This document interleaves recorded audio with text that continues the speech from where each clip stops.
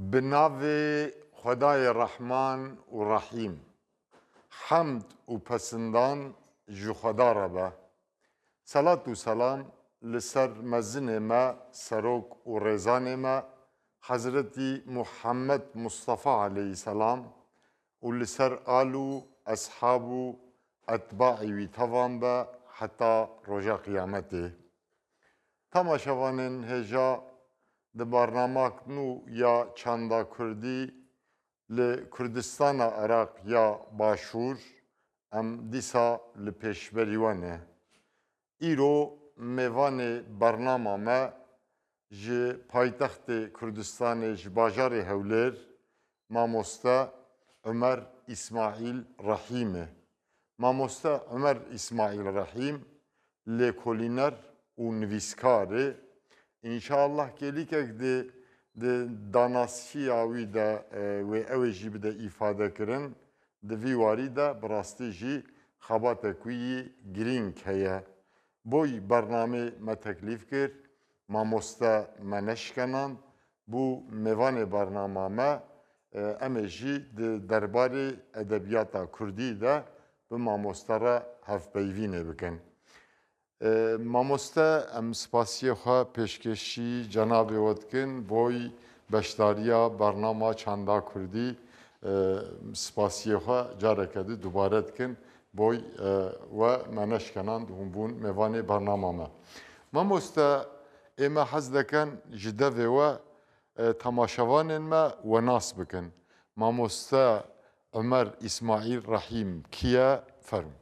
بسم الله الرحمن الرحیم. منش سپاسی ئێوە ئەەکەم کە ئەو فرسەتتان بۆ من ڕەخسان تا قسە بکەم بۆ بینەرانی تەلەڤیزیۆنەکەی ئێوە زۆر سپاستانەکەم. بەندە من عومەر ئیسماعیل ڕەحیم لەدایک بووی ساڵی 1965 لە شارەدەی سکتان کە ناحیەیە و سەر بە پارێزگای هەولێرە. ویلادەتەوە 65 بەڵێ بەس مەسەڵام گەنجن مامۆستا دەیتر خۆ گەنج و پیر بە ژمارەی ساڵ نییە.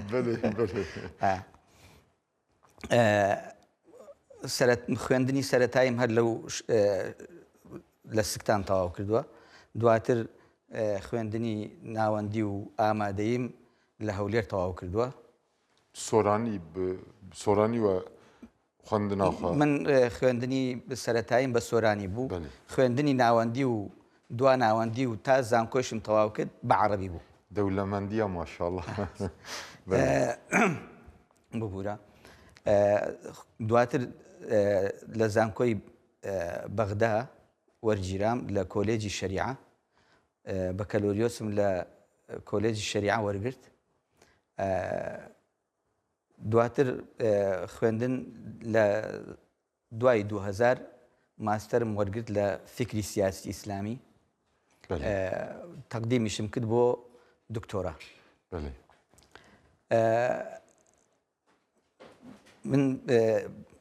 وەکوڵێ بەشداری ساڵاتی سیاسی و حیزبیشم هەیە. بەر لە با بڵێن ڕاپەڕین و ئینتیفاضەی نەوەتوێک من هەر لە سەرەتای هەشتاکان پەیوەندیم کردووە بە ڕیزەکانی ڕێخستنی برایانی ئیخوانی موسلیمین. هەر لەسەر ئەو چالاکیانەیشم زیندانی کراوم لە سەردەمی بەعەث. دوای ساڵ مامۆستا چەند ساڵ زیندانەکان؟ ساڵێ زیندانی کراوم. ساڵ یەک ساڵ. بەڵێ هەڵبەت نایانتوانی ئاعترافم پێ بکەن، من نەفیم کرد کە من ئیخوان بم. شاهیدیشم لەسەر نەبوو، کەس نەبوو شاهیدیم لەسەر بدا. تر لە دەرەوەیش باوکم و ناسیاوەکانم واستەیان کردی تر دەرچووم، یعنی حکم نەدرام، هەر ئەو مودەیە لەژێر تەعزیب و لەژێر تەوقیف بوو. حکم ندرام يعني حكم بدا وني برتر بلى طبعا بمعنى بلام حكم هتا اعترافنا كي حكم نادري منش اعتراف منكر لە دوای ئینتیفاازەیش جارێتر لەگەڵ هاوڕێ و هاوکاروانیانی خۆم دووبارە دەستمان کردەوە بە کاری ئیسلامی لە ساڵی 1994ش لەگەڵ ئەو هاوکاروانیانەی خۆم حیزبی یەکگرتووی ئیسلامی کوردستانمان ڕاگەیاند. من هەر لە کۆنگرەی دامەزراندن ئەندامی سەرکردایەتی بووم تا ئەو کاتە بە ئارەزوومەندانە کاری حیزبیم بەجێهێشت. لە 2014 من ئیتر کاری حیزبیم بەجێهێشتووە. هەر ئەندامم لە یەکگرتوو لە وەکو وەڵێ لە ئۆرگانەکانی شوڕا و ئیستیشارەکردن بەشدارم لە کۆبوونەوەکان بەشدارە بم، بەڵام کاری حیزبی ناکەم. بەو نیەتە من کاری حیزبیم بەجێهێشت کە ئەو کاتە مەکتەب سیاسی بووم. من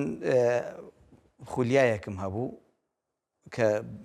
لە مەجای ئەدەبیات لە مەجای فکری ئەدەبی ئیش بکەم. نیەتی ئەوەیشم بوو کە سنتەرێدا بمەزرێنم، سنتەرێکی فکری ثەقافی ئەدەبی، بەڵام ئەو بارودۆخی ئابووری و قەیرانە ئابووریانە هات ئیتر ڕایگرتووم، بەڵام پرۆژەکە هەر لەبەر لە فکرمە ئینشاءڵڵا زۆر چاکە مامۆستا لە هەلێکی کە بگونجێت سنتەرێکی فکری ثەقافی دائەنێم ئینشاءڵڵا. ji bilîwe kesayetê din jî hene boy alîkariya we bike. بێگومان چەندین ئێستا ناوەند و سنتەر و ڕێکخراوی ئەدەبی فکری هەن. شارێزان الحەمدولillah wê mijarê de di zangoyê de jî fêr bûne. بێگومان belê ئەمە بە کورتی ناساندنی خۆ. belê xwedaş ve razî be. Demek du hilê mamoste hene, hilek edebî û yek jî siyasî, siyasiya İslamî. Belê. Mamoste di derbarê fikra siyasî İslamî de çi berhemên we hene û her wiha di derbarê edebî Kurdî de çi berhemên we hene, di vî warî de lêkolînê we, berhemê we, xebatên we, di dirêjiya jiyana we de we çi kiriye di vî warî de? من وەکو ممارەسەی کاری سیاسی حیزبی ئەوە باسم کرد کە من یەکێکم لە دامەزرێنەرانی یەکگرتووی ئیسلامی کوردستان و هەر لە کۆنگرەی دامەزراندنیش تا 2014 من ئەندامی سەرکردایەتی و مەکتەب سیاسی بووم. لە مەجای فکری سیاسی من هەر وەڵێ لە سەرەتا کە دەستم کردووە بە خوێندنەوە، خوێندنەوەی فکری سیاسی یەکێ بۆ لەو تەوەرانە کە زۆر لەسرم خوێندۆتەوە، بە تایبەتی فکری سیاسی ئیسلامی. هەوڵم داوە زۆربەی ئەو کتێبانەی کە عولەما کۆنەکانمان نووسیویانە لە بواری فکری سیاسی ئیسلامی کە پێی ئەڵێن توراثی سیاسی کۆی بکەمەوە. ئێستا لەوە ئەچێ مەکتەبەکەی من زیاد لە 89 کتێبی تیابێ لە مەجای توراثی سیاسی، هەر لە ئەحکامی ماوەردی ئەحکامی ماوەردی، ئەحکامی سوڵتانی ماوەردی، سیاسی شەرعی ئیبن تەیمیە، غیاثی ئیمامی جوەینی، زیاد ناژمێردرێ، زیاد لە 90 کتێب من جەنابێ ئەو نووساندە ئەوە توراثی سیاسی. ئەنجام من هەوڵم داوە حتا جزوری بزانم جزوری فکری سیاسی غەربی لەکوێوە بە ئیسیفادەی کردووە لە توراثی ئیسلامی. ئەمە هەم هیوایەت و هەم خولیان بۆ هەم هەوڵم داوە بیکەم بە پسپۆری و تەخەسوسێک بۆ خۆم. کاتێ تەقدیمیشم کرد بۆ خوێندنی ماجستێر، هەر لەو مەجالە ویستم بنووسم. تێزی ماجستێرەکەم، یعنی بەڵێن نامەی ماستەرەکەم لە مەجای فکری سیاسی ئیسلامیە کە لە هەم لە قاهرە و هەم لە شارقە بە زمانی عەرەبی چاپ بووە بە ناوی الأمة في الرؤية الإسلامية مفهومها مقوماتها وظائفها. باسی مەفهومی ئومە تایبەتمەندیەکانی ئومە ئەنجا مووقعی دەولە لە ئومە باسی شەکلی دەولەی ئیسلامی دەوڵەتێک ئەگەر لەسەر ینی با بڵێن لەسەر هەویەی ئیسلامی دامەزرێت شەکلی دەولە لە فکری ئیسلامی چۆنە ئەوە تێزەوە بوو بڵێ زانکۆی بڵێ ئەمە چاپ بووە و مامۆستا بڵێ لە قاهرە چاپ بووە لە شاری قیش چاپ بووە زمانی عەرەبی چاپ بڵێ بە زمانی عەرەبی بەڵێ کاری دووەمم لە فکری سیاسی ئیسلامی بەراوردێکە لە نێوان لە بواری هونەری سیاست فەن سیاسە یا فەن الحکم لە نێوان ئەفکاری یا کتێبی ئەلئەمیر هی ماگیافیلی نیکۆلا ماگیافیلی کە بیرمەندێکی ئیتاڵیە لەگەڵ کتێبێکی توراثی ئیسلامی بە ناوی ئەسیلوانات یا سیلوان المطاع في عدوان الأتباع ئەوەی ئیتالی باسا چ دکە مامۆستا ئەو ئیتالی باسی فەنی حکمە کتێبە توراثیەکەی ئیسلامیش کە هی ئیبن الظەفر السەقەلیە بە ناوی سیلوانات دوو عنوانی هەیە هەم سیلواناتی پێ ئەڵێن هەم سیلوان المطاع في عدوان الأتباعی پێ ئەڵێن من ئەم دوو کتێبە بەراوردم کردوون لە بواری هونەری سیاست ناوەڕۆکەکەیان گەیشتمە ئەوە کە ئەم دوو کتێبە یەکێ لە نووسەرەکان ئەبێ ئەفکارەکانی خۆی لەوی تر وەرگرت بێ یعنی نزیکی و بە یەکچوونیان ئەوەندە زۆرە هی ئەوە نییە بڵێ ئەمە هەر کەسە لای خۆی بیری کردوتەوە تەلاقی ئەفکار بێ بەڵکو ئەبێ یەکێ لەوی تری ئیسیفادە کرد بێ بێگومان کە ئیبن الظەفر السەقەلیش زیاد لە 300 ساڵ پێش ماگیافیلی لەدایک بووە و لە نەفسی منطقەی ژیاوە سەقەلیە کە بەشێکە لە ئیتالیای ئێستا ئەبێ ماگیافیلی ئیسیفادەی کرد بێ لە ئیبن الظەفر السەقەلی یا بە تعبیرێکی تر کە ئەمە قسەی تەنها قسەی من نییە بەڵکو دوایی بۆم دەرکەوت دوو مفەکری ئەمریکی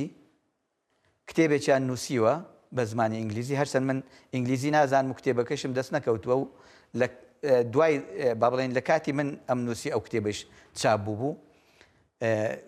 یەکێ لەو مفەکیرانە جۆزێف کەشیشیان ئەوەی تر داواکەیم لە بیر نییە ئەم دوو بیرمەندە ئەمریکیە ناڵێن ماکیافیلی ئیسیفادەی لە ئیبن الظەفر کردووە ئەڵێن بەڵکو دزیویەتی یعنی هەر ڕێک کتێبەکەی ئیبن الظەفەری بردووە بۆ خۆی یا تعبیرێتتر بەکار ئەهێنن ئەڵێن مامۆستای ڕاستەقینەی ماکیافیلی کە وا مەشهورە داهێنەری هونەری سیاسەتە مامۆستای حەقیقی ماکیافیلی ئیبن الظەفر سەقەلیە حتا لە پێشەکی هەردوو کتێبەکە باس لەوە ئەکەن ئیبن الظەفر ئەڵێ من ئەم کتێبەم نووسی بۆی بیکەم بە دیاری بۆ حاکمی مسلمانان لە جەزیرەی سەقەڵیە بەڵکو بە شوێنکەوتنی ئەو ڕێنمایانەی من بۆی دائەنێم لەو کتێبە بتوانێت مسلمانان کۆم کات تەوحید بکات ماکیافیلی لە تەقدیمەکەی خۆی چی ئەڵێ من ئەم کتێبەم نووسیوە بۆی تەقدیمی بکەم بە مەلیکی ئیتالیا بۆی بە ئیتیباعی ئەم ڕێنمایانە بتوانێت هەر حەوت جەزیرەکەی ئیتالیا بکاتەوە یەک باڵکێشەوەڵە یعنی حتا لە تەقدیمەکەیش لاسای ئیبن الظەفەری کردوتەوە یعنی من قەناعەتم وایە کە ئەمە دوای دیراسەکردن ئەم قەناعەتم بۆ دروست بووە بەشێکی زۆری فکری سیاسی غەرب جزورەکەی لە فکری سیاسی ئیسلامی هەیە طبعا ئەو باحثەی لای ئێوەش مەسەلا وەک چی مامۆستا وەک میناک مەسەلا ئەمە نمونەیە ئەمە نمونەیەکی تر من لەو کتێبی توراسی سیاسی توراس و فکری سیاسی ئیسلامی قسەم لەسەر کردووە باسی عەقدی ئیجتیماعی جان جاک ڕۆسۆ کە عقدی اجتماعی جان جاک ڕۆسۆ وها ناوی ڕۆیشتووە ئینجیلی سەورەی فەڕەنسیە. ینی دوای تەڕحکردنی عقدی اجتماعی لەلایەن جان جاک ڕۆسۆ ئەنجا باسی ئازادیەکانی ئینسان و باسی دیموکراسیەت و ئەم باسانە هاتنە پێش. من وا ئەزانم بە بەڵگەیشەوە ئەیڵێم جان جاک ڕۆسۆ بناغە و ئەساسی عقدی اجتماعی با بڵێن نەزەریەکەی خۆی لە فکری بەیعە و سەحیفەی مەدینە وەرگرتووە. ئەو سەحیفەیەی کە پێغەمبەر صلی الله علیه و سلم لە بینی جوولەکە و ئەهلی مەدینە و مسلمانان نووسی. قانونە ئەساسیایەکە ئەو پێنج دوخال. ئەنجا من ینی ئەم قسەیەش لە خۆمەوە نایکەم. حتا جان جاک ڕۆسۆ خۆی لە پێنج شوێن لە ناو کتێبەکەی لە پێنج جێگا ئیشادە بە ژیان نامەی پێغەمبەر و بە فکری پێغەمبەر ئەکات کە خۆی قەرزاری ئەوە بینێ. یە دەرخسیە پێش چییە مەسەلا دووگە مامۆستا جان ژاک ڕۆسۆ؟ ناڵم لە پێنج شوێن. ئەو پێنج شوێن چییە؟ ئێستا ینی لە بیرم نییە لاپەڕەکان ئەگەر بمزانیە ئەمباسەدێر شتێک نابێت. بەڵام لە پێنج جێگا ناوی پێغەمبەرە هێنێ ینی وەکو بڵێ ئیشادە بە شریعەتی محەممەد ئەکات. محتەمەلەن ببۆرە مامۆستا محتەمەلەن ئەو خەڵی ناڤەند هەیە. ئەنجا جگە لەوە لە کاتی من ئەم دیراسەیەم ئەکرد دیراسی ماجستێرەکەم لە کتێبێکی شکیب ئەرسەلان کە لە ساڵی 1937 کتێبەکە چاپ بووە. چیرۆکێک باسەکات ئەڵێ یەکێک لە فەلاسیفە ئیسلامیەکان کە لە ئەندەلوس پەراگەندە بوو چووە سویسرا لە جنێف نیشتەجێ بوو. شکیب ئەرسەلان ئەڵێ ئێستایش ینی تا ئەو کاتە تا 1937 ئەڵێ تا ئێستایش یەکێک لە شەقامە هەرە ناودارەکانی جنێف بە ناوی ئیبن ئەبی زەیدە. ئەڵێ ئەم ئیبن ئەبی زەیدە جان جاک ڕۆسۆ ڤۆڵتێر نیوتن ئەڵێ هەفتانە ئەچون دەرسیان لە ئەخوێند و هەرچی مەسئلەیەک کە خۆیان بۆیان حەل نەکرایە ئیبن ئەبی زەید بۆی حەلەکردن. یعنی جان جاک ڕۆسۆ لە چەندین شوێن لە چەندین جار بە یەککەوتنی بووە لەگەڵ مفەکرینی ئیسلامی و لەگەڵ فکری ئیسلامی. یعنی ئەساسێکی بووە دیراسەی شریعەتی پێغەمبەری کردی صلی الله علیه و سلم ئەنجا هاتووە نەزەریە عەقدی اجتماعی نووسیوە. ینی ئەو باحثەی لای ئێوە فوئاد سەسکین دناسم سۆسیۆلۆگە جوواکناس ئەڵێ زیاد لە نازانم 600 کتێبی بەراورد کردووە لە بینی کتێبی ئیسلامی و ئەو کتێبانەی کە با بڵێن زانا و بیرمەندەکانی خۆرئاوا نووسیویانە. ئەڵێ زیاد لە 600 کتێبی بەراورد کردوون تەنها عینوانەکەیان گۆڕیوە ناوەڕۆکەکەی هەر بەستەر دەمەیان کردووە. یعنی فکری غەربی قەرزاری فکری سیاسی ئیسلامیە. دروستە. ئەمە وەکۆڵێ هەنێ لەو کارانی کە کردومە لە بواری فکری سیاسی ئیسلامی. مامۆستا دەست خۆش بڕاستیژی دوی واریدە لە کۆلینەوە هێژانە گرینگن لە کۆلینی ئینشەڵا یە پرتوکێ و چاپکردنە یا ژوە ئامادەکردنە ئینشەڵا هەم گەنجمە هەم ئومەت جێ ئیسیفادە بکە. مامۆستا بەرهەمێ دوی واریدە واری سیاسەتا ئیسلامیدە و نویساندنە هەنە؟ ئیشارەم پێکرد ینی ئەوانەی کە نووسیومە تا ئێستا چاپ بووە الأمة في الرؤية الإسلامية تراث فكري سياسي إسلامي هنري سياسة لنيوان ابن ظفر الصقلي وماكيافيلي تا ئێستا ئەم سێ کتێبم جگە لە بەحثی ترکە لە گۆڤار و مجەلات بڵاو کراونەتەوە بەڵام وەکو کتێب تا ئێستا ئەم سێ کتێبم چاپ کردووە لەو مەجاڵە. بوونە زمانیە هەو عەرەبیە بسۆرانیە؟ نا دوانیان بە سۆرانیە و ئەوەی تر الأمة بە زمانی عەرەبیە. مامۆستا هێلەکۆشی ئەدەبیاتە کوردی یعنی چاندا کوردیە بڕاستی gelek dewlemenda çanda Kurdî xwe yê soranî zimanekî edebiye jî. Edebiyata Kurdî mamoste hûn çawa dinasin? Yani hûn wî warî de li kolîne we hene we pirtûk nivîsandiye li ser hûn mutaxessisin. Mirovek pirs bike bêje mamoste edebiyata Kurdî çi ye? Çawa ye hûn çawa dinasin? Li bawe çi ye çi îfade dike? Ne çi bêjin yani bersev çi bidin? بەڵێ کورد یەکە لەو نەتەوانەی کە ئەدەبیاتێکی بەڕاستی یەکجار دەوڵەمەندی هەیە بە تایبەتی لە بواری شعر بەس بێخودیە بەڵام بێخاوەنە بێخودیە بێخاوەنە بێ دەولەت بێخودیە ئەخدەیتر هەر میلەتێک هەر نەتەوەیە کە دەوڵەتی نەبوو ئیتر ئێستا ئێمە نەک هەر ئەدەبیاتمان تەنهانە زمانمان بێخاوەنە ئەمڕۆ برادێ پرسیاری وشەیەکی لێکردم وتی متعهید چی پێ ئەوترێ بە کوردی ئێتر کۆمەڵی وشەمان وت بەڵام کامی بەکارهێنرێت لەبەرەوە ئێمە جیهەتێکی لایەنێکی ڕسمی فەرمی یا دەوڵەتی نییە خزمەت بە زمانەکەمان بکات لەبەرەوە ینی هەر ینی زمانێکی یەکگرتومان نییە بۆ نووسین زمانێکی ناوەندیمان نییە ئەوەی کە بادی تەنانەت کرمانجیش هەمووی وەکو یەک ناینووسێ ئێستا سۆرانی هەمووی وەکو یەک ناینووسێ سنەیی بە شێوەیە ئەینووسێ هەولێر بە شێوەیە ئەینووسێ موکریان بە شێوەیە ئەنووسێ ئەوە هیچ ئەوانی با بڵێن کە شێوەزارە حتا سۆرانی کە سنە و هەولێر و موکریان هەر سێکی سۆرانە بەڵام سیرەکەی لە نووسین جیاوازن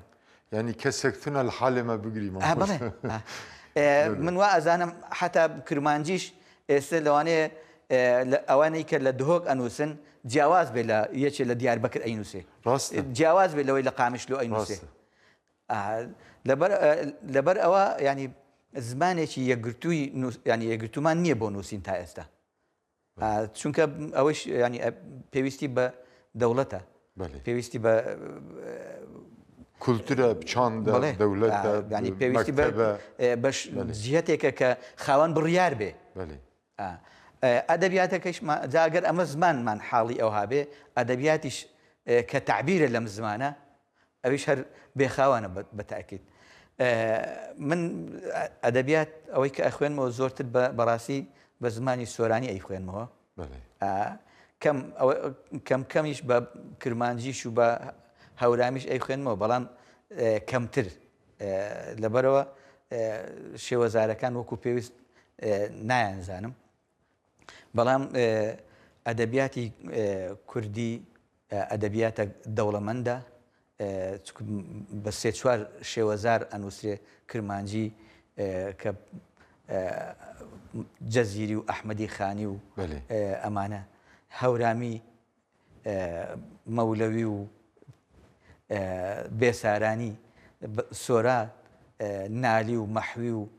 سالم و کوردی و حاجی قادر و بەلوڕی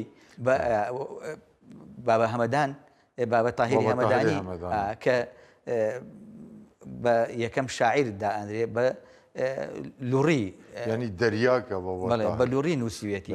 یعنی ئەدەبیاتێکی دەوڵەمەندمان هەیە بەڵام بەداخەوە وەکو فەرمووت بێخودانە هەتانوکە یعنی نەوەک وەکو پێویست دیراساتی لەسەر نەکراوە تەنانەت وەکو پێویست ساغیش نەکراوەتەوە تا ئێستا دیوانی هەندێک لە شاعیرەکان کە زۆریش کۆن نین دیوانەکانیان وەکو پێویست نەدۆزراوەتەوە شیعرەکانیان وەکو پێویست کۆ نەکراونەتەوە حاجی قادر کە لە 1997 کۆچی دوایی کردووە ئێستا ئەو دیوانەی کە خۆی ئامادەی کردووە کاتی خۆی بۆ چاپکردن دیوانێکی گەورە بووە بە ناوی غیرەتی میلی زیاد لە 800 سەفحە بووە ئێستا ئەوەی کە لە بەردەستی ئێمەیە هەمووی 200 لاپەڕە نابێ بە تحقیقیشەوە ئەو شیعرانن کە کاتی خۆی بە نامە نردوێتیەوە بۆ ئێرە چکە بەشی ئەخیری تەمەنی حاجی قادر لە ئەستەمبۆڵ ژیاوە شعرەکانی بە نامە نردۆتەوە یا ئەو شیعرانی کە پێش ئەوەی بڕوە لێرە نووسیوێتی ئەوانە کۆکراوەتەوە و ناوی لێن راوە دیوانی حاجی قادری کۆیی بەڵام حقیقەتەن دیوانی حاجی قادری کۆیی تا ئێستا بزرە نەدۆزراوەتەوە دەیان شاعری تر کەیفی جوانڕۆیی کە شاعیرەکی گەورەیە هەر هاو وەکۆڵێ هاو حجرەی حاجی قادر بۆ لەگەڵ ئەو بەیەکەوە خوێندویانە و بەیەکەوەش کۆچیان کردووە بۆ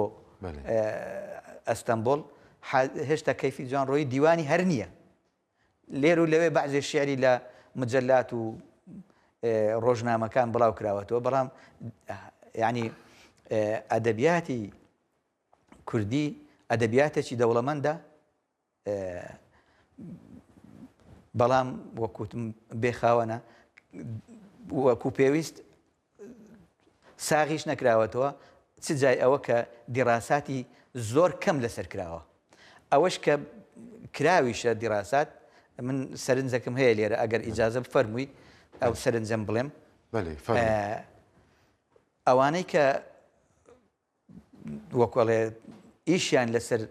ساختکردنەوەی ئەدەبیاتی کوردی کردیە لەسەر شوعەرای شعری شاعیرانی کوردی کردووە یا بەعزێ دیڕاساتیان لەسەر کردووە بەداخەوە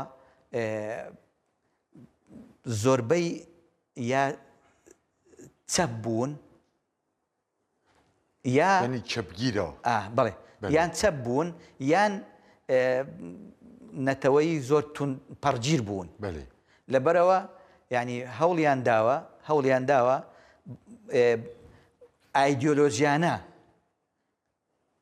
ئایدۆلۆژیانە بەو باگراوندە ئایدۆلۆژیی خۆیان هاتوون دیڕاسەی شعری شاعیرانیان کردووە ئەگەر نمونە بێنم ینی ئەگەر نمونە بێنم ئەحمەدی خانی شاعیرێکی عاریفەکی گەورە بووە عاریفەکی گەورە بووە بەڵێ خزمەتی زمانی خۆی کردیا بە هەوڵی داوە زمانی کوردی خزمەت بکە بڵێ حەزی کردووە کورد دەوڵەتی هەبێ بەڵام دێن لە چوارچێوەی فەلسەفەی قەومی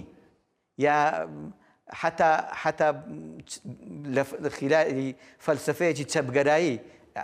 دکتۆر عیزەدین مستەفا ڕەسوول هاتووە شەرحی ئەحمەدی خانیمان بۆکە یان مامۆستە ببۆرە ینی لەگۆر من فێر کرد مامۆستە دەلێ چاندامە ئەدەبیاتامە چەپگیرە ژمە دزیە بڵێ من قەنەعەتم وایە من قەنەعەتم وایە ینی هەوڵیان داوە ئەو دیوە ڕۆشنانەی کە با بڵێن پەیوەندی ئەدەبیاتەکە و پەیوەندی ئەو شیعرانە لەگەڵ وەکۆڵێ وەکو لەگەڵ دین و ئۆڵ ئەوان ئەو دیوە فەرامۆشەکەن یا باسی ناکەن یا هەوڵەدەن لێکی داببڕێنن مەسەلەن هاتوون حاجی قادری کۆی ناوی نهێنم توێژەرێک کتێبێکی گەورەی لەسەر نووسیوە ئەڵێ حاجی قادر وازی لە دین هێناوە حاجی قادر تەجاوزی دینی کردووە حاجی قادر تەجاوزی کولتوری دینی کردووە حتا ئەگاتە ئەواڵی حاجی قادر دین بە تلیاک ئەزانێ ینی وەکو چۆن مارکس دین بە تلیاک ئەزانێ هاتووە ئاوا حاجی قادر ئەناسێنێ بەڵام حاجی قادر پیاوێک بووە حاجی قادر پەروەردەی حجرە بووە لە حجر تەخەڕوجی کردووە لە حجرەی مەلایەتی تەخەڕوجی کردووە حاجی قادر 12 عیلم بووە حاجی قادر شریعەت لای حاجی قادر سنتەرە ینی چەپگیرە وی شاش مەدانە داناسی ینی من پێم وایە ینی ئەوانەی حتا دەستکاریان کردو بەعزێ ینی جیوی مکریانی کە یەکێکە لەو کەسانە دیوانی حاجی قادری چاپ کردووە بەێ هەندێک وشەی دەستکاری کردووە مەسەلەن لە شوێنێ وشەی حیجازی گۆڕیوە بە کۆیە بەێ ئەمە جارە ئەوەلەن لە ڕووی علمی لە ڕووی زانستی ئەمە کوفرە ینی ئەمانەتی زانستی تێدا ناپارێزرێ تۆ حتا ئەگەر وشەیە ئەگەر ینی منهەجی تحقیق و ساختکردنەوە ئاوایە ئەگەر وشەیە تۆ بۆت نەخوێنرایەوە ئەبێ ملاحەزە بدەیت بڵێ بۆم نەخوێنرایەوە یا ئەبێ شوێنەکە بە سپیەتی بەجێبێلی چ جای ئەوە ئەگە وشەکە بخوێنرێتەوە و تۆ بە مەقسوود بیگۆڕی یعنی ئەمە من وا ئەزانم ئەمە کۆڵێ خەلیفەتی فکری باگراوندی فکری وای لێ کردیە پاڵی پێوە ناوە وشەی حیجاز ڕقی بۆ لە حیجاز دیارە هەرچەند ئەو شوێنە مەبەستی حاجی قادر لە وشەی حیجاز بقعە جغرافیەکە نییە کە ئەرزی حیجاز بێ بەڵکو مەبەستی مەقامی حیجازە مەقامات مەقامی سەبا و بەیات و ئەمانە یەکێ لە مەقامەکان مەقامی حیجازەوانە مەبەستی مەقامی حیجازە بەڵام وا پێ ئەچێ ئەوەنە جیم و کوریانی ئەوەندە ناحەزی و نەیاری هەبوو بێ لەگەڵ حیجاز وشەکەی گۆڕیوە جا من پێم وایە ئەدەبیاتی کوردی ئەوەندەی کە خاوەنداریش کراوە خاوەنداریەکەی خاوەنداریەکی ئایدۆلۆژیانە بووە جگە لەو چەند دیوانەی کە مامۆستا مەلا عەبدولکەریمی مودەڕیس خوای گەورە لێی قبوڵ کە و دەرەجەی عالی بێ شەرحی هەندێک لە دیوانەکانی کردووە بۆ کۆڵێ بابەتیانە شەرحی کردوون دیوانی نالی مەحوی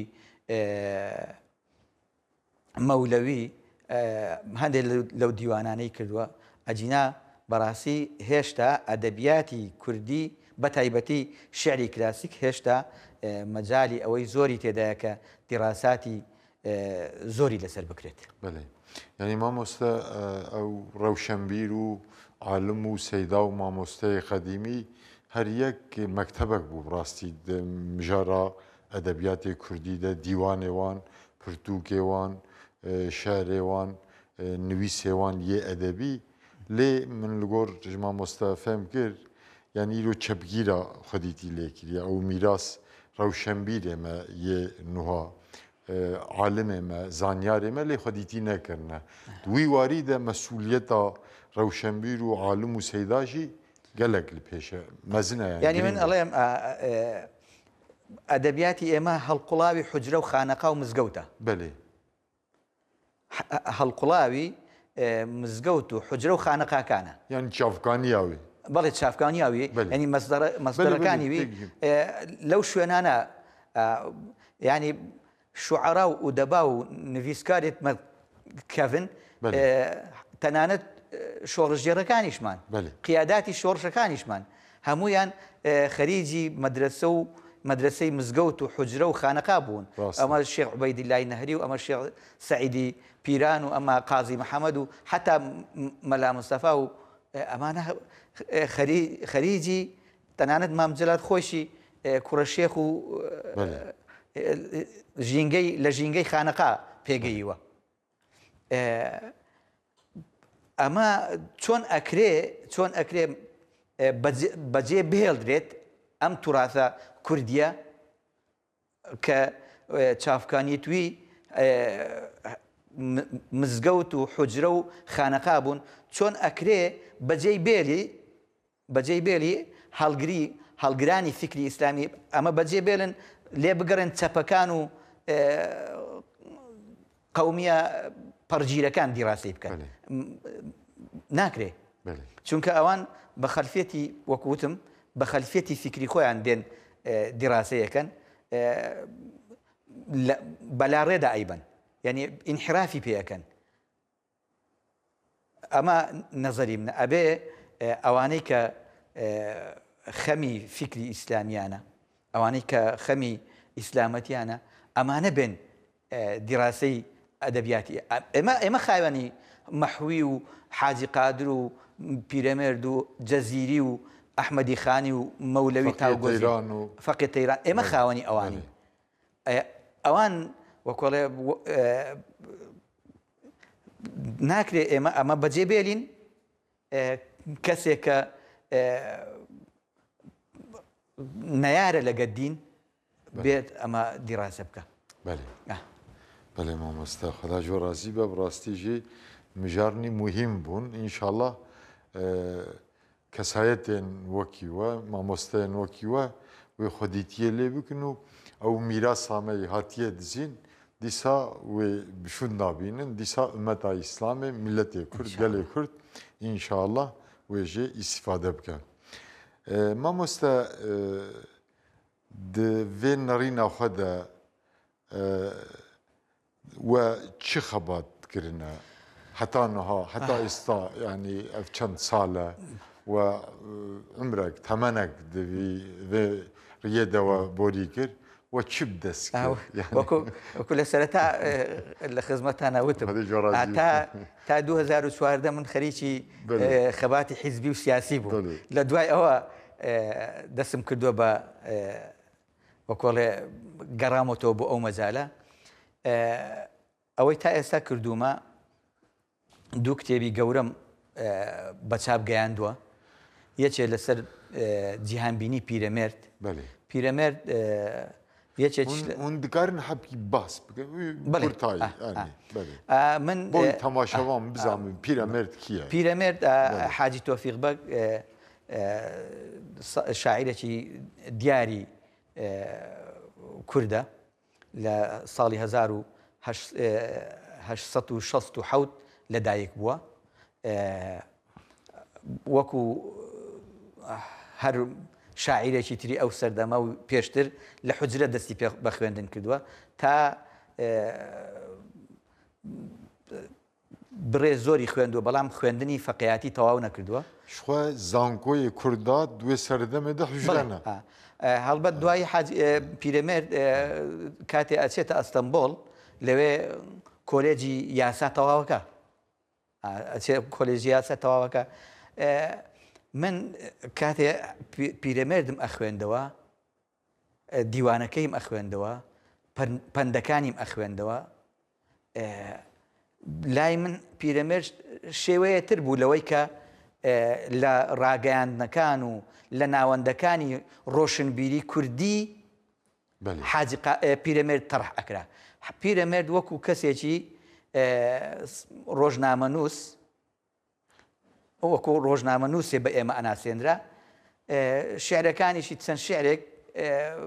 زۆر وەکوڵێن لەسەر چییە ناودار بوون ئەو ڕۆژی ساڵی تازێ نەورۆزە هاتەوە و پیرەمێرد خەباتی پیرەمێردیان تەسک کردبووەوە کورت کردبووە لەوە کە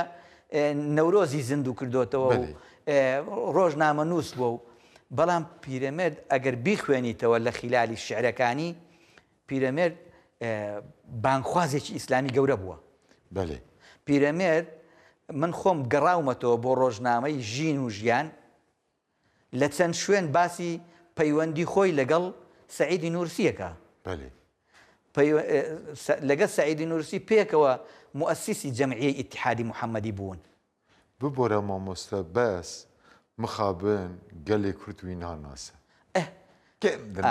یعنی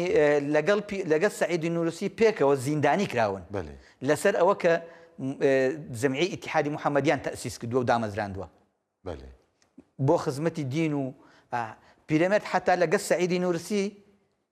خۆی لە ڕۆژنامەی ژین باسەکە خۆی ئەڵێ بەیەکەوە بەرگریمان کردووە لە خەلافەی عوسمانی خەلافەی ئیسلامی کە ئەو کاتە لەگەڵ هەموو ئەو تێبینیانش کە هەبووە لەسەر خلافەی عوسمانی بەڵام ڕەمزی وەحدەتی موسڵمانان بووە ئەڵێ بەیەکەوە چوینەتە جیهاد لە دژی یۆنان و حتا دەوڵەتی غەربی ینی ئەڵێ من و سەعیدی نورسی پیرەمێرد خۆی ئەڵێ من و سەعیدی نورسی بە جلێکی کوردی چوینە جیهاد و جەیشەکەی یۆنانمان شکاند کە بە پشتیوانی بە پشتیوانی و دەعم و یارمەتی بریتانیا هاتبوو ئەیویست هێرش بکاتن بۆ سەر دەوڵەتی عوسمانی ئەڵێ ئێمە لەگەڵ سەعیدی نوورسی لەگەڵ 10,000 مجاهیدی کورد چوینە پێشیان و جێشەکەمان شکاند ئەڵێ بەجلی کوردیش چوین ئەنجا ئەم پیرەمێرد پەندەکانی بخوێنەوە دیوانەکەی بخوێنەوە هەموو باسی خوا و پێغەمبەر و دین و ئیسلام و تەجدید و ینی زۆر لەوە گەورەترە کە کورتی کەیتەوە لە ڕۆژنامە نووسێک لە کەسێک کە هەر خەریکی نەورۆز بوو بێ یەک لەو کەسانی کە لەسەر پیرەمێردیان نووسیوە یەکێکیان باسی ئەوە ناکە پیرەمێرد ڤیستیڤاڵی کردووە بۆ مەولودی پێغەمبەر سەڵ سەلەم ئاهەنگی کردووە بۆ مەولودی پێغەمبەر سەڵ سەلەم دوێ سەردەمێدا بڵێ کە هەموو ساڵ پیرەمێرد ئاهەنگێکی ساز کردووە لە بۆ مەولودی پێغەمبەر کەس باسی ناکە بەڵام ینی چاڵاکی بەڵام 4,000 ئاهەنگی نەورۆزی کردووە ئەمە ئیتر کتێبی لەسەر نووسراوە بۆی چەپگیرە ئامادەکی ئەمە وەکۆڵێ تێکدان و شێواندنی وێنای پیرەمێردە من لەو کتێبە کە نزیکەی 500 لاپەڕە دیڕاسەی ئەوەم کردووە کە خوا لە دیدی پیرەمێرد ئەو هەوو لێکۆلینەوەی یا وەرگەڕێت لێکۆڵینەوەی زۆر باشە مامۆستا بەس ئەو کتێبێوە تەرجەمە ببە باشە ینی نەخاسم بە زمانی کوردی چونکی کورد پیرەمێرد ناناس ئێستا من بە سۆرانی نووسیومە بەڵکو یەکێ بیکاتە کرمانجی ئێستا برادەرێ خەریکە ئەیکاتە عەرەبی بەلکی تورکیژی ئێزێکی ئەیکاتە عەرەبی من باسی ئەوم کردووە خوا لە دیدی پیرەمێرد تامان لە خیلاری شعرەکانی پێغەمبەر شعرەکانی هەموو پرتوکێدایە بڵێ دیواناوی ینی هەموو نا بەس من قسمێک ینی مەسەڵەن کاتێ باسی خوا ئەەکەم لە دیدی پیرەمێرد ئەو شعرانە ئەهێنمەوە پێغەمبەر و پێغەمبەرایەتی لە دیدی پیرەمێرد ئەخلاق لە دیدی پیرەمێرد ئیسلام لە دیدی پیرەمێرد ئەنجا ئەو تەجدیدانەی کە پیرەمێرد بیری لێ کردوەوە کە ئەبێ نوێ ینی تەجدید بکرێتن لە ئیسلام ینی ئەمە وەکۆڵێ دیڕاسەی جیهانبینی پیرەمێردە لە خیلالی شعرەکانی کاری دووەمم لەسەر حاجی قادری کۆییە حاجی ئەوش چاپ بووە نزیکی 300 لاپەڕە حاجی قادری کۆیی لە چوارچێوەی فەلسفەی قەومی دیڕاسە کراوە ئەوەی کە کراوە هەر لە مەسعود محەممەد و محەممەدی مەلا کەریمی و ئەوانی تریش کە دیڕاسەی حاجی قادریان کردووە لە چوارچێوەی فەلسفەی قەومی دیڕاستی حاجی قادریان کردووە بەڵام وەکو ئاماژەیشم پێکرد هەیە ئەڵێ حاجی قادر وازی لە دین هێناوە نەقدی دین ئەکا دین بە تلیاک ئەزانێ بەڵام کاتێ من دیوانی حاجی قادرم خوێندۆتەوە حاجی قادر وانە حاجی قادر ئەسڵەن لای حاجی قادر شەریعەت سەنتەرە کاتێک گەڕاوە مەدحی ئومەرای کورد بکە هیچی دەست نەکەوتووە باشتر لەوەی حافیزی شەریعەت بوون دێ ئەمە بەڵێ حاجی قادر نەقدی ممارەسەیەکی دیاریکراوی دینداری کردووە کە ممارەسەی هەندێک بەناو شێخەکانە نەقدی هەندێک شێخی کردووە کاتێ باسی تلیاک ئەکا باسی ئەو جۆرە ممارەسە دینداریە ئەکا کە شێخ نەبی ماویلی کردوێتی کە دینیان وەکو کاڵایەک وەکو بیضاعەیەک بەکارهێناوە بۆ خەڵەتاندنی خەڵک بەڵام لای حاجی قادر ئەسڵەن مەسعود محەممەدیش ئاماژەی پێ کردووە هیتریش ئاماژەیان پێ کردووە کە ممارەسەی دینی کردووە زۆر متەدەین بووە ئەنجا حەجی کردووە ینی وا ڕۆیشتووە کە حاجی قادر حەجی نەکردووە بەڵام من لە دەمی سینەمخان سینەمی بەدرخان ئەڵێ ئەو خۆی لە مذەکەراتی خۆی ئەڵێ حاجی قادر لەگەڵ مەلا مەحموود کە ئەکاتە باپیری شاعر باپیری دڵداری شاعر ناوت بیستووە مەلا مەحموود باپیری دڵدارە ئەڵێ لەگە حاجی قادر بەیەکەوە چوون بۆ حەج دوایش هەر بەیەکەوە چوون بۆ ئەستەمبۆڵ ئەنجا حاجی قادر کەسێ بووە زۆر جێگەی تەقدیر بوو لە دەسەڵاتی عوسمانی بە تایبەتی شخصی خەلیفە تەقدیری کردووە چونکە کاتێ بەرماڵی پێغەمبەر صلی الله علیه و سلم کە بەرماڵی لای خانەوادەیەک بوو بە ناوی خادیم السجادە لێرە عائیلەی دڵدار پێیان دەڵێن خادیم السجادە ینی خزمەتی بەرماڵی پێغەمبەریان کردووە ئەو بەرماڵە کاتی خۆی محافزی کەرکووک لێیانەسێنێ بۆ وەکڵێ خۆبردنە پێش لای خەلیفە بەرماڵەکە بە هەدیە ئەنێری بۆ سوڵتان بەڵام لێرە ئەڵێن ئەبێ بیهێنینەوە کۆڵ نادەن ئەو شێخە کوڕەکەی خۆی ئەنێرێ بۆ ئەستەمبۆڵ ئەرێ بڕۆ بۆ لای حاجی قادر تەکبیرتەکە ئەچێتە لە ئەستەمبۆڵ حاجی قادر ئەدۆزێتەوە حاجی قادریش خۆی ئەڕوا بۆ لای سوڵتان بەرماڵەکەی لێوەڕێتەوە لە مەراسیمێکی شکۆداری عەسکەری بەرماڵەکە تەسلیمی خاوەنەکەی کاتەوە ئەهێنەوە بۆ کەرکووک. مامۆستا خۆدا ژوەڕازی بە وەڵا سوحبەتەوە خۆشە بەس دەما بۆی بەرنامە هاتوو بەقەتاندن بداوی بوو پێشنیاریەوە هەما شوڵێت دەقاق دوو دەقات وارێ ئەدەبیاتا کوردیدا دوارێ سیاسەتا ئیسلامیە سیاسیدا ما شوڵێت دەقاق دوو دەقا ئەمە بداوی من بۆی تەماشەوانان من پێشنیارەکەم ینی بە تایبەتی ئەوانەی کە ئەو شاعیرانی کە کورمانجین مەسەلەن ئەحمەدی خانی مەلای جەزیری فەقیە تەیڕان ئەوانە بە مەنزوورێک ئیسلامی جارێک دیڕاسە بکرێنەوە پیرەمێرد غەریبی حەجی قادرن ئەگەر چی بۆ کۆڵێ خۆش نییە بڵێم بەڵام چونکە خۆم نووسیمە حەزمە کرد بکرێتە کرمانجی وەلەگەلک باشە مامۆستا یعنی ئەمژی حەز دکن تەرجەمەی کوردی ببە چونکی کوردە بەهدینی سۆرانی نازانن کێم دزانن فێر نابن bi سۆرانی بەس تەرجەمەی بەهدینی ببە بۆی هەموو کوردان باشە هەتا تەرجەمەی تورکی فارسی ببە چونکی کوردی ڕۆژهڵات بە فارسی دزانن یێ باکوور بە تورکی دزانن دەوڵەمەندیەک بە بۆی چەندە جوهدی 4-5 ساڵە 4-5 ساڵ من خەریک بووم تا ئەمە هاتوۆتە بەرهەم بەش بە حاڵی خۆم بەردەوامیشە بم ئینشاڵڵا لەم جۆرە دیڕاسانە متەرجم گوهداریاوت کە ئینشاڵڵا وە یەک دەرکەوەی بێژە پرتوگا مامۆستا ئەز تەرجەمە من هاوکاری شەکەم ئینشاڵڵا هاوکار بن مامۆستا دەست خۆش زۆر خۆشحاڵ بووم بەشدار بوونا بەرنامەمە ئێمە خۆشحاڵتر بوو زۆر سپاسانەکەم کە ئەم هەلەتان بۆ من ڕەخسان قسە بۆ بینەری تەلەڤیزیۆنەکەتان بکەم تەلەڤیزیۆنی ڕەهبەر ئەڤژی پرتوکێوە نەمامۆستا تەماشەوانژی بەرا بنەڕن ئەمە هەندێکیانە ئەوانی تر وەڵا مامۆستا نسخەیان نەما بۆ ئەوانی تر ئەوە یا جیهانبینی پیرەمێردا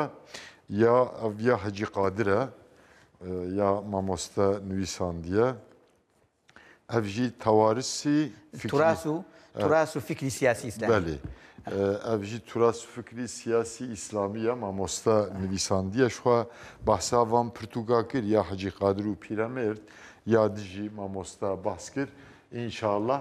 متەرجمێکی زیرەک دەرکەوە پرتوکێ مامۆستا تەرجەمەی